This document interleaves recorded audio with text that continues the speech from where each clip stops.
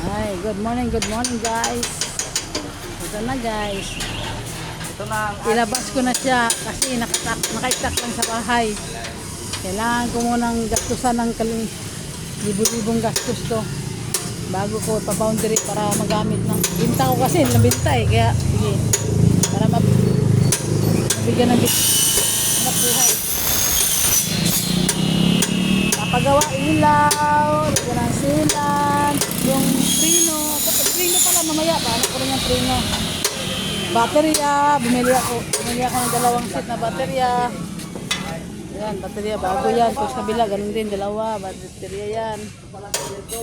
Oo. Kaya,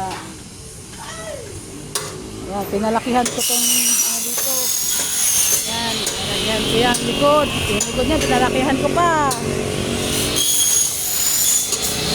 Para dalawang tao na talaga ang dalawang tao na ang sasakay. Hindi na alangan pag isang tao. Malapad na yan. Kaya ng dalawang taong malalaki. Oh. Ayan. Yero na yung bubong, yero na. Kaya ayan, papagawa ko ngayon. E-bike.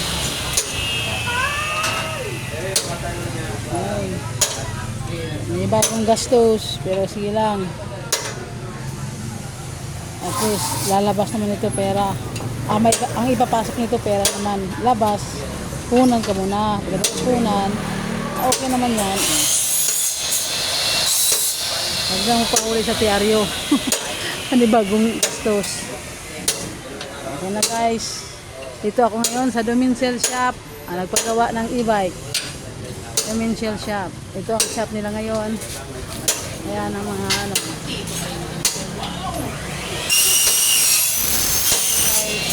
Bye-bye!